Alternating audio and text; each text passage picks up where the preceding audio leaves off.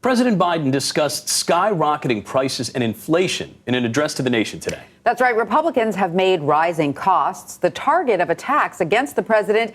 In response, he made sure to hit back against the GOP in his speech, saying their solution to inflation would hurt middle-class families. My plan is to lower everyday costs for hardworking Americans and lower the deficit by asking large corporations and the wealthiest Americans to not engage in price gouging and to pay their fair share in taxes. The Republican plan is to increase taxes on the middle-class families, let billionaires and large companies off the hook as they raise prices and reap profits at record amounts. And it's really that simple.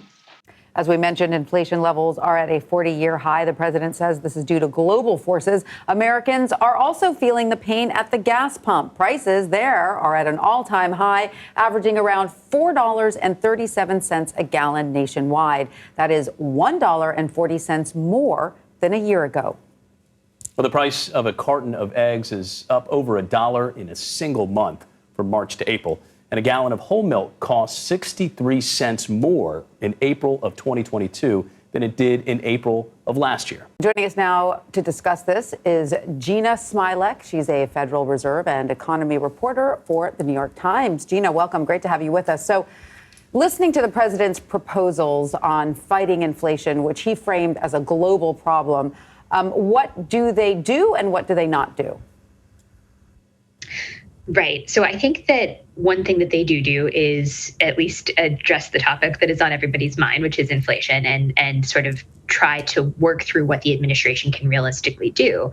But I think at the end of the day, the one line that I think really sort of summed up the administration's approach here is that the Fed has primary responsibility for inflation. These things that the administration is proposing are mostly long-run changes that could have some impact 2 years from now, 3 years from now. For example, I'm thinking of his plans to train truck drivers. That's not something that will have an immediate impact. But what I think the administration is hoping is that the Federal Reserve, with its interest rate increases, which make borrowing more expensive and help to slow down demand, that those policy changes will be the ones that really have an effect and help to bring down inflation in the nearer term. Jeanna, you heard the president speak a lot about average Americans, working class families, low to middle income Americans. How might his plan to fight inflation impact the wallets of those Americans? Well, it's interesting because I think that the White House has sort of emphasized alleviation measures that can make the inflation less painful for those households. So, for example, they're talking about expanding broadband access and making it cheap. They're talking about releasing petroleum from the strategic reserves to help bring down gas prices in the near term. Those things aren't going to solve inflation in the long run. In fact, things that make it easier for families to get by and to keep spending actually might make inflation a little bit worse at the margin. But they could make it a little bit easier for families that are really feeling pinched right now to sort of find room in their budgets and feel more comfortable through this period. And so I think those are less about fighting inflation per se, but more about sort of mitigating the fallout of inflation. And Jeanna, we are expecting to get fresh data on inflation tomorrow when the Bureau of Labor Statistics releases April's Consumer Price Index. What do you think we can expect from that report? It should be a really interesting and unfortunately very difficult to read report because we are likely to see a moderation in inflation. It was at 8.5% on an annual basis in March. Economists think it's going to fall to around 8.1% on an annual basis in April.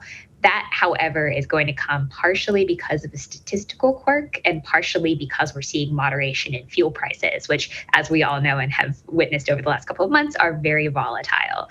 And so I think it's going to be hard to take a serious signal from that moderation, but it could sort of be good news at the edges. And I think the overarching takeaway is still going to be that inflation is very high, very painful for a lot of families in this economy.